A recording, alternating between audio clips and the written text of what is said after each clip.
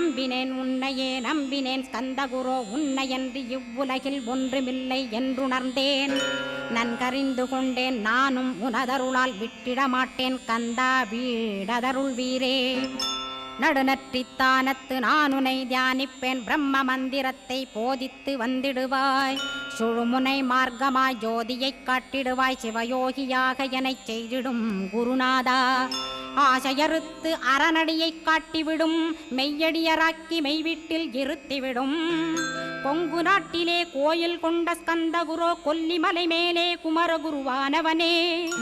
கஞ்சமலை சித்தர் போற்றும் ஸ்கந்தகிரி குருநாதா கருவூரார் போற்றும் காங்கேயா ஸ்கந்தகுரோ